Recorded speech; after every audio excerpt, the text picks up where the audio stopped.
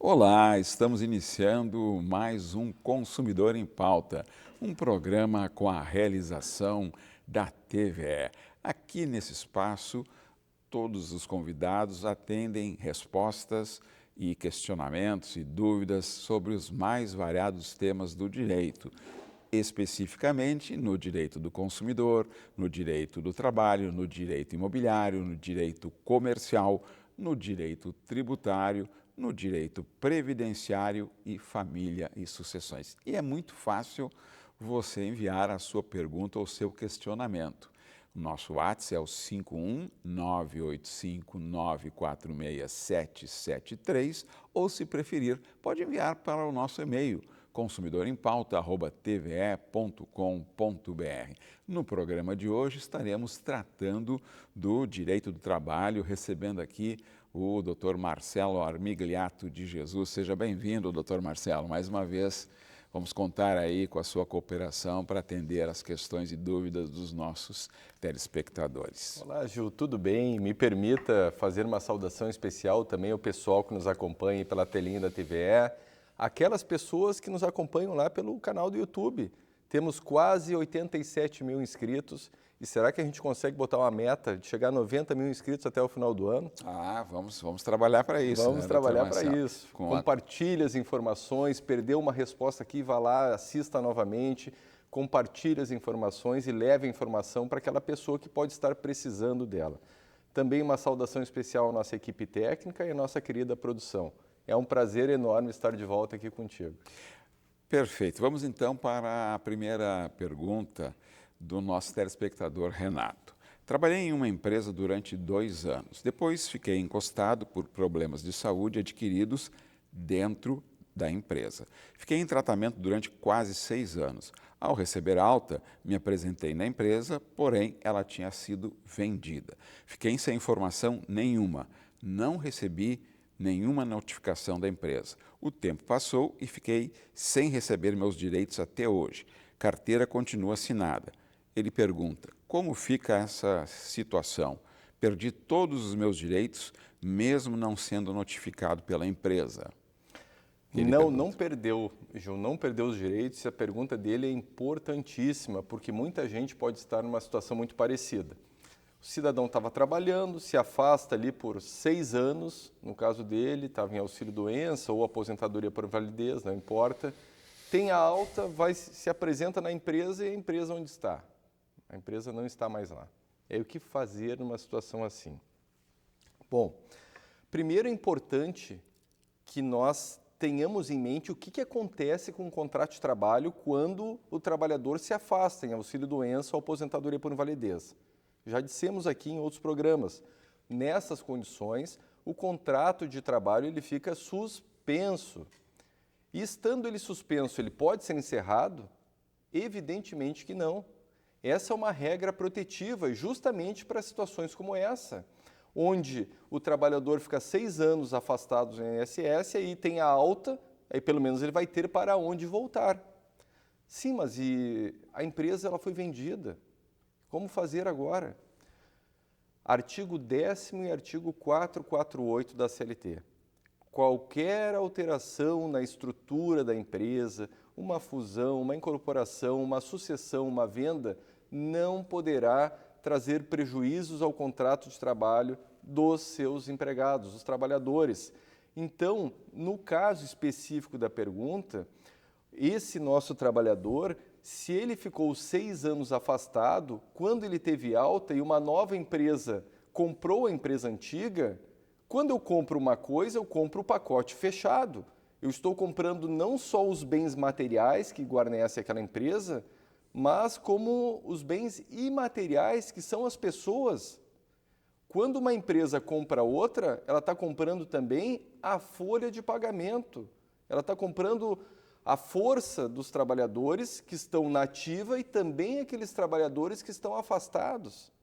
E isso vai garantir ao nosso telespectador não só o retorno a essa empresa, mas ele fala na pergunta também que ele se afastou por motivo de trabalho. Se não estou enganado, ele se afastou por algum motivo. Problema de saúde adquiridos na empresa. Adquiridos na empresa. Então, nós podemos estar aí diante de uma doença do trabalho. E isso tem uma consequência.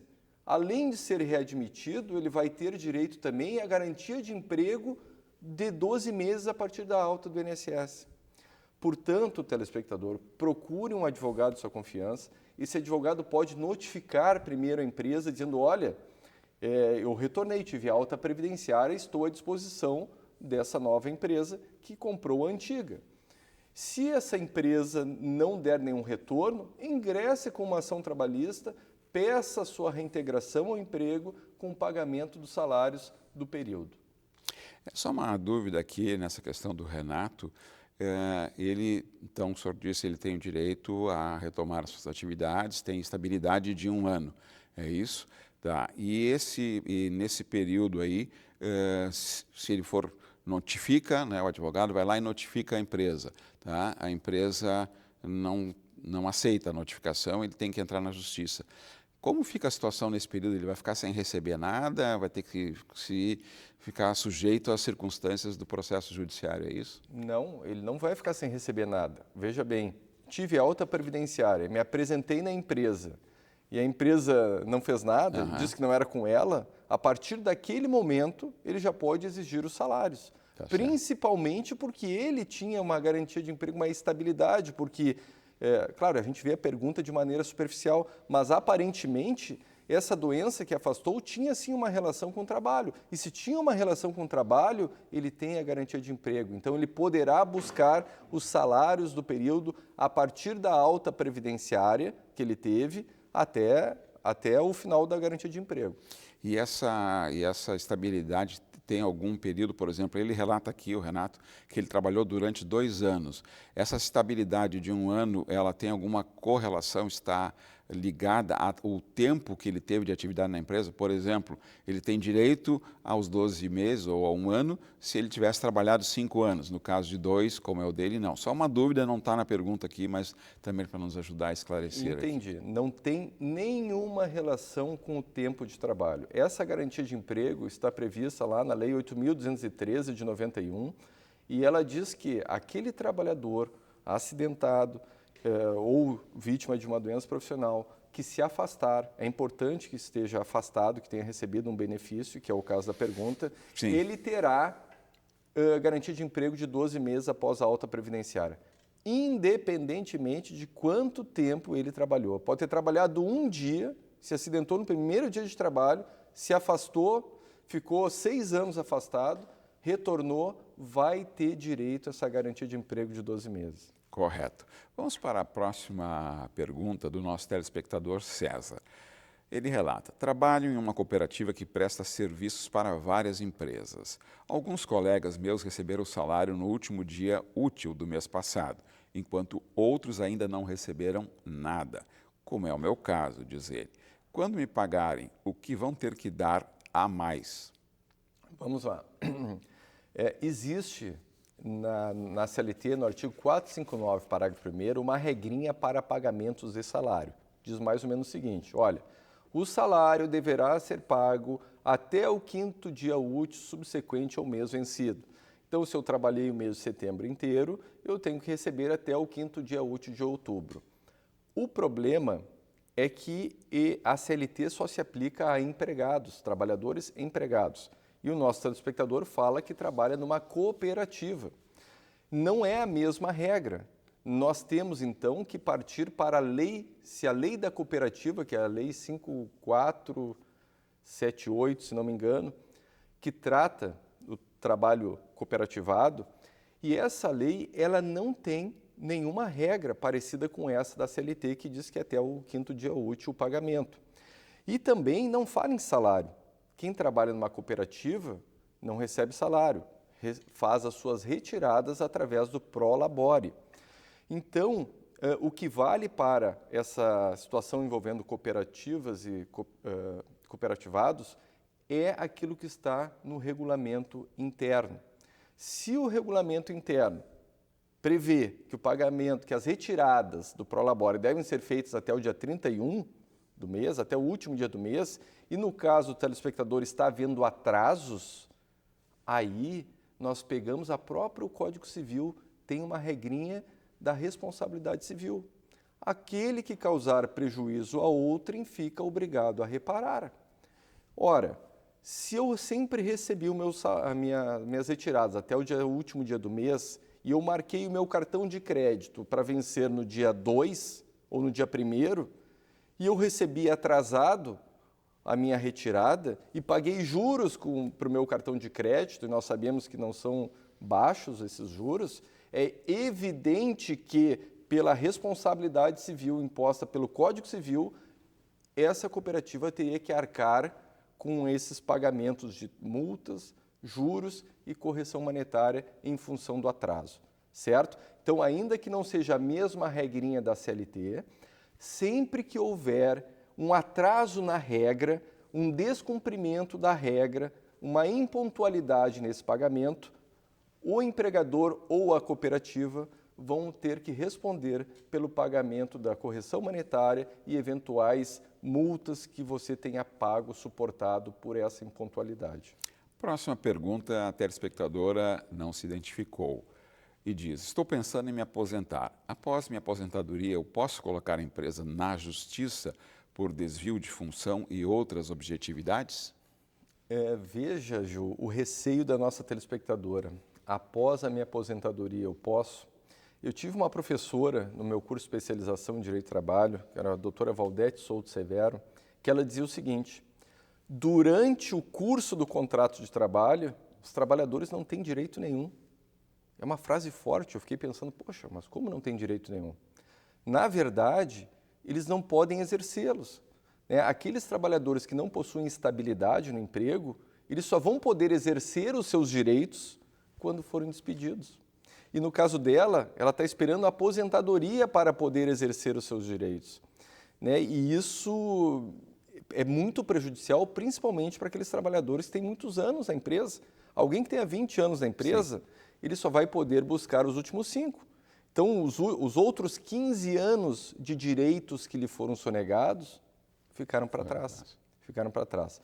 Mas, então, a nossa telespectadora vai se aposentar, pretende se aposentar, e isso é uma situação muito dela. Ela pagou ao INSS, a empresa não tem nada a ver com isso, ela contribuiu ao INSS e ela pode se aposentar. No momento que ela se aposentar, se ela se sentir mais à vontade, o contrato de trabalho não se extingue imediatamente com a aposentadoria. A aposentadoria não é a causa de extinção do contrato de trabalho, então ela vai se aposentar, continuar trabalhando e poderá, sim, buscar todos os direitos que eventualmente tenham sido sonegados por esse empregador. Mas, assim, sublinhando, ela só vai conseguir buscar os direitos relativos aos últimos 5 anos. Se ela está na empresa há 20 anos, como o senhor citou, os 15 anos ficou para trás, sem trocadilhos, né? Exatamente. E, infelizmente, nós temos no direito do trabalho essa regrinha da prescrição. Tem 2 anos para entrar com a ação a partir da despedida e, no momento que você entrou com a ação, 5 anos para trás você poderá buscar os seus direitos. Consumidor em Pauta vai para um breve intervalo e já voltamos tratando do direito do trabalho com o Dr. Marcelo. Nos aguarde.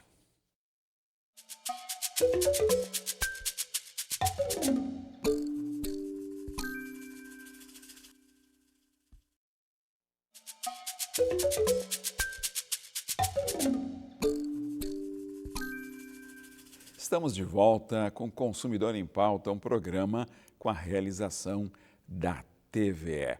Um espaço para você enviar as suas dúvidas nas áreas do direito. Especificamente, hoje estamos tratando do direito do trabalho, recebendo aqui o Dr. Marcelo Armigliato de Jesus. A próxima pergunta é do nosso telespectador, o senhor Luiz.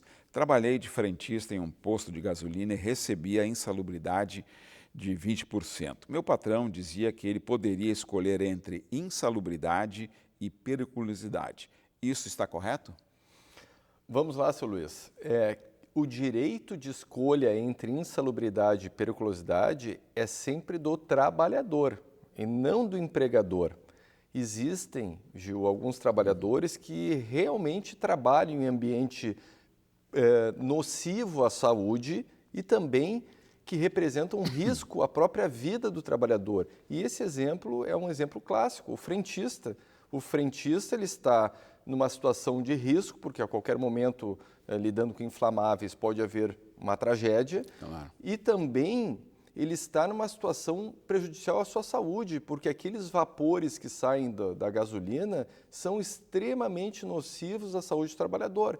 Então, esse nosso exemplo, ele trabalha num ambiente que é periculoso, sim, existe uma súmula dizendo que é periculoso, súmula 39 TST, diz que os operadores de bomba devem receber periculosidade, e é insalubre também, né? E existiu, Gil, muitos anos aí uma discussão na jurisprudência, nos nossos tribunais, se podia, já que ele trabalhava em ambiente insalubre e periculoso, se podia haver acumulação desses adicionais. E a resposta é não, né? Nós tivemos um tema 17 do Tribunal Superior do Trabalho que diz que não, que caberá ao trabalhador fazer a opção pelo adicional que lhe for mais vantajoso. No caso, normalmente a periculosidade é mais vantajosa. Então, se o nosso telespectador está recebendo insalubridade, provavelmente ele está tendo um prejuízo aí, porque normalmente a periculosidade é mais vantajosa. A insalubridade ela será sempre calculada sobre o salário mínimo, à razão de 10%, 20% ou 40%, dependendo do grau. Já a periculosidade ela tem um percentual fixo, de 30%. Só que a base de cálculo é diferente, não é o salário mínimo, é o salário base do trabalhador. Então, normalmente, o adicional de periculosidade é mais vantajoso que o adicional de insalubridade. E se esse for o caso do telespectador da nossa pergunta, ele não só pode, como ele deve exigir o pagamento do adicional de periculosidade, que seria mais vantajoso para si. Próxima pergunta do telespectador Augusto. Meu chefe não quer me dar vale transporte porque diz que eu moro perto da empresa. Está certo isso? Pergunta o Augusto, Dr. Marcel. Não, não está certo, né? O que é longe, o que é perto, né? Pode ser perto para o Gil, que é praticamente um atleta, algo pode ser perto, e para mim, que sou um sedentário, pode ser longe, né? Então, primeira questão, o que é perto, o que é longe?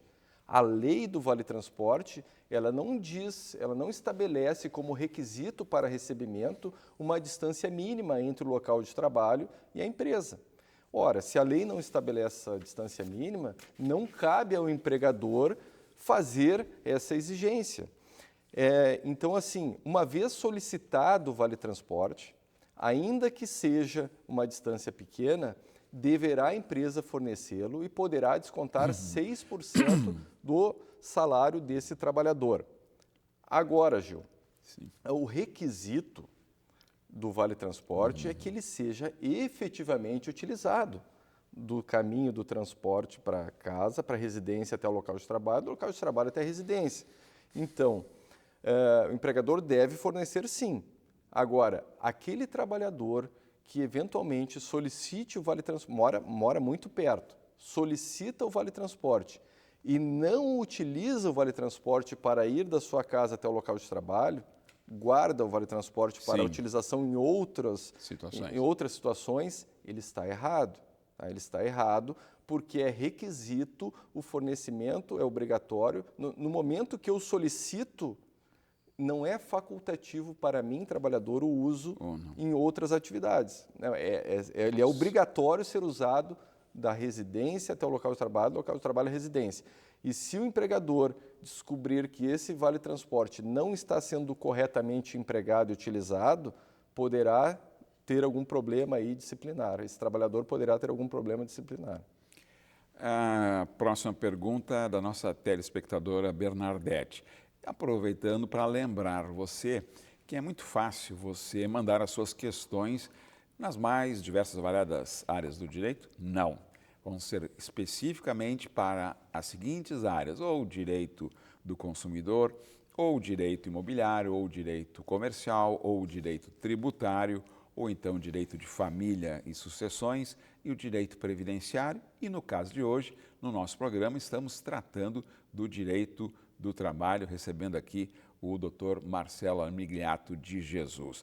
Portanto, a próxima pergunta, que foi enviada ou para o nosso WhatsApp ou para o nosso e-mail, que é o nosso número 51985946773, ou para o e-mail consumidorempauta@tve.com.br. A Bernadette relata o seguinte, tem muito a ver, Dr. Marcelo, com o novo mundo, o mundo da tecnologia, das novas formas de trabalho. Presto serviços digitais para uma empresa, trabalho de casa atendendo às necessidades dessa empresa. Também atendo outras pessoas e negócios, mas essa empresa é a que mais me demanda. Teria, em função disso, algum vínculo empregatício? Já faz 5 anos que trabalhamos juntos. Interessante a pergunta. O fato de eu não ter exclusividade afasta o vínculo de emprego? É suficiente para afastar o vínculo de emprego? A resposta é não. Poderá haver um vínculo de emprego, ainda que eu, prestador de serviços, tenha outras demandas além daquela empresa principal.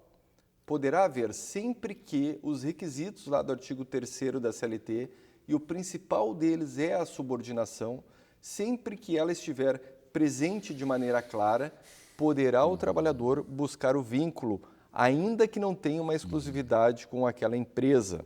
Vamos para um exemplo. Operador digital, a nossa telespectadora. Eu tenho meu escritório e eu contrato essa telespectadora para criar um site para a minha empresa, para o meu escritório. Se foi só o site, se ela criou o site ao modo dela, no prazo dela e me entregou o site, evidentemente que não há um vínculo de emprego aí. Agora, se a partir da criação desse site, eu, Marcelo, resolvo dizer para ela o seguinte, olha, eu preciso que tu permaneças online nesse meu chat aí, cria um chat no próprio site, né, às vezes tem, para fazer resposta de clientes, resposta de perguntas das 9 da manhã até as 18 horas da tarde. Eu preciso disso.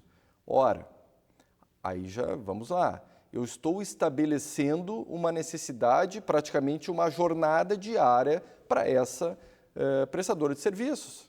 Ora, você vai ter que ficar das 9 da manhã até as 18 horas da tarde, vai ter que me mandar um relatório, vai ter que me avisar quando eventualmente tiver que se afastar.